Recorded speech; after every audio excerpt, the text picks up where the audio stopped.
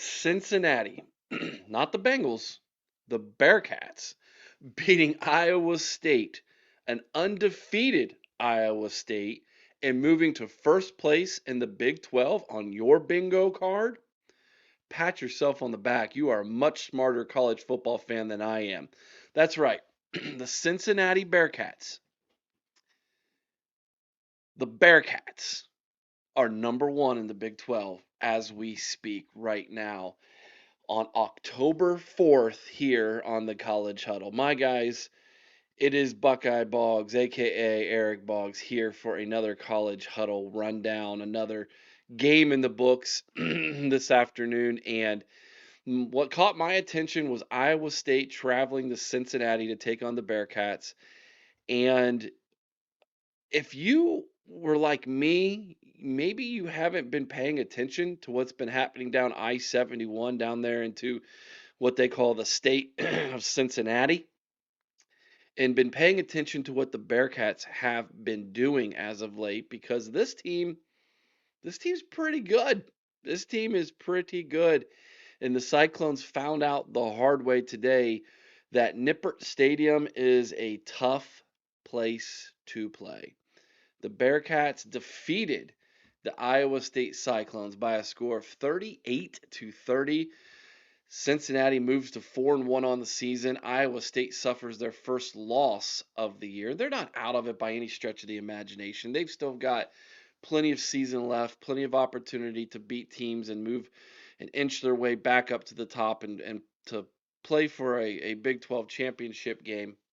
But if you're a Cincinnati fan, and I know quite a few of them, I went to school with quite a few of them who are Cincinnati grads.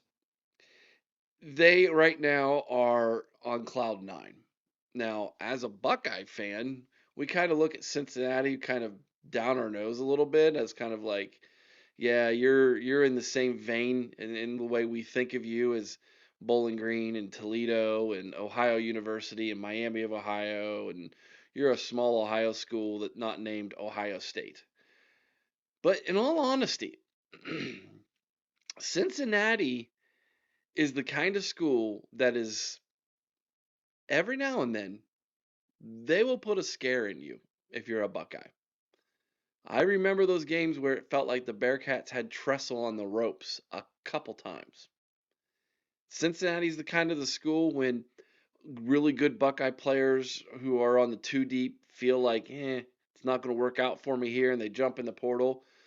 You always got to keep an eye on, do they come out of the portal down I-71 in Cincinnati?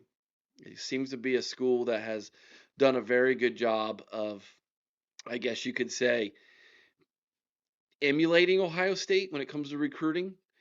When Luke Fickell was there, Luke Fickell recruited the state of Ohio really, really well. He did that when he was the defensive coordinator and linebackers coach at Ohio State. He goes down to Cincinnati. He basically copies the blueprint of D'Antonio from Michigan State, which is, I'm going to recruit Ohio.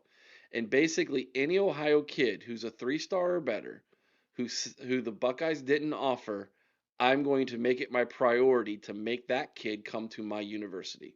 And I'm going to build my team around these hard-nosed Ohio kids, which, if you don't know, Ohio high school football is really good. We're talking really good. Is it Georgia? No. Is it Florida? No. Is it Texas? No. Is it Southern California? No. But it's right there. It's right behind that. Is it Louisiana? Yeah, it is. Maybe better. So it's the kind of place where you can build a solid winning program. And if you don't believe me, ask D'Antonio from Michigan State what he was able to do recruiting, making Ohio his recruiting bedrock. And then Luke Fickell did the same thing and took the Bearcats all the way to a college football playoff. And now since then, the Bearcats have been kind of rebuilding, retooling. And shout out to Scott Satterfield, the head coach of Cincinnati, who, after 4 seasons in Louisville and not being able to replicate what he did at Appalachian State in the late 2010s, when he took Had 5 consecutive winning seasons there at Appalachian State. I believe, won 2 or 3 Sun Belt Conference championships, if I'm not mistaken, and then went to Louisville and had some minor success. He ended up being 25 and 24 for the Cards in his 4 years that he was there. Last season went 7-5 in the ACC before resigning prior to the Fenway Bowl in 2022, and then going down to Cincinnati and has now been rebuilding the Bearcats. First year in 2023, a 3-9 season. Last season in 2024, 5-7. This year so far, 4-1, 2-0 in the Big 12, with wins so far over Iowa State, who they defeated at Nippert this week. Last week, they defeated Kansas on the road 37-34. They have wins over Northwest State from the FCS. Bowling Green have a 14-point win over them, and they kicked the season off with only a 3-point loss to Nebraska on the road in Kansas. And in Kansas, they played that game at a mutual field, and obviously that was definitely a home game for Nebraska. They only lost by 3 to kick off the season. Then they're on a 4-game winning streak since then. They've got UCF coming up next week before going on the road and taking on lame duck Oklahoma State at this point on October 18th.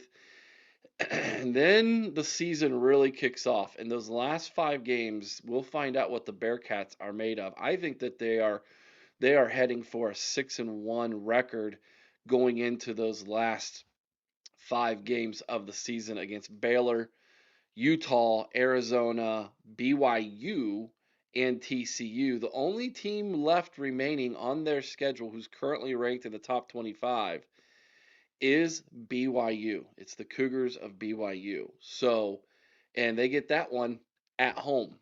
So, this thing is setting up very, very nicely for the Bearcats. Let's take a look at how the game went today for them real quickly. So, 38-30 was the final score. The Bearcats got off to a 17-0 lead in the first quarter. Really jumped out on Iowa State offensively. It was kind of like the Cyclones were sleepwalking a little bit. Of course, when you come from Iowa, which is 1 hour difference from Ohio, Ohio's on Eastern Standard Time. It's 11 a.m. kick for Iowa time to kick off at noon. It's not something that they're not accustomed to. They do 11 a.m. kicks in Ames, Iowa, plenty of times during the season, but they came out sleepwalking in the first quarter. They scored a touchdown in the second quarter to get it down to 10. And then Cincinnati comes right back, scores again to go up 24-7. And then a little tick for tack to the end of the second quarter when some offensive fireworks took off. And both teams scored touchdowns. And Iowa State actually got a 2-point conversion to make the score 31-15 going into the half. Iowa State comes right back out after halftime, scores a touchdown to make it 31-22. And then in the fourth quarter, each team trades touchdowns, and the final score ends up being 38-30. Looking at the player stats here, we'll go to Cincinnati first. Brandon Sorsby was 13 of 25 for 215 yards and 2 touchdowns. He also ran the ball 9 times for 64 yards and a touchdown. No turnovers for Sorsby on the day. If you say to yourself, man, that name kind of sounds familiar, well, that's because Brandon Sorsby was the quarterback at Indiana a couple years ago. So for Big 12 fans, if you didn't know, Sorsby, as a redshirt freshman in 2023, won the starting job. About halfway through the season, he's replaced. And in the transfer portal, Cignetti comes in at Indiana. He sees the writing on the wall. He jumps in the portal and winds up in Cincinnati, where he started all 12 games last year, going 249 completions on 389 attempts for 64 yards. or excuse me, 64 passing percentage, completion percentage for 2,813 yards, 18 touchdowns, 7 picks. So far this year, he's got 8 touchdowns and 1 pick before this game, if I'm not mistaken. So he's looking at 10 touchdowns and only 1 interception so far this season, if I'm not mistaken, on his updated stats. So good for him. And this is a young man who's really coming into his own. Big Texan, big right arm Texan. He's from the Dallas area. And now that he's got some starts under his belt, he's got a year of learning this offense, and he's got his grasp on this offense. This is a really, really good quarterback. Brendan Sorsby is the name. Evan Pryor, 10 carries, 111 yards, 2 touchdowns. Tawee Walker, 14 carries, 89 yards. Also, the big receiver was Caleb Goody on the day, 2 catches, 83 yards, and a tutty. Joe Royer, former Buckeye Joe Royer at tight end, 4 receptions for 20 yards and a touchdown. He's a Cincinnati native as well. Those were your offensive stats today for the Bearcats. By the way, Cincinnati high school football, one of the better areas for high school football in the country. Just in case you're unaware, it's the second largest hotspot next to Cleveland, Ohio, for the state of Ohio when it comes to producing Division One talent. And Cleveland, from year to year, it could go back and forth, but Cleveland typically is number one. Cincinnati's number two. The Cincinnati Dayton area, as I like to call it, or Southwest Ohio is number two. And quickly, Central Ohio or North Central Ohio, Columbus is becoming, I think, the third best spot for Division One football talent in the state of Ohio currently. So the Bearcats are off and running. They've got a good-looking team. They've got a chance to really make some noise. Am I thinking that they're going to end up being the CFP representative from the Big 12? I don't. I still think that that's going to run through Lubbock, Texas. I still think Texas Tech is the team to beat in the Big 12. Keep your eye on BYU. They've got culture there, man. They've got a winning culture.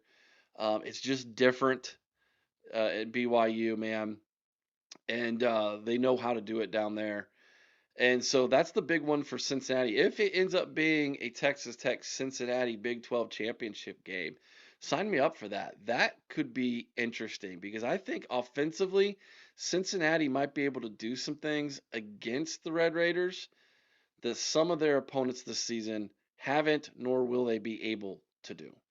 So keep your eye on that one. It's going to be a lot of fun. Congratulations, Cincinnati fans. I've always been kind of tendentially a fan of the Bearcats just through some of the people who I know and run around with and went to high school with and things. And so there's always kind of a I got one eye on you. And it's sometimes more of a stink eye than anything, to be honest with you, because it's like, what are our little neighbors to the south doing here? Who knows? Maybe one day Ohio State and Cincinnati can be more rivals than we typically are, but it is what it is.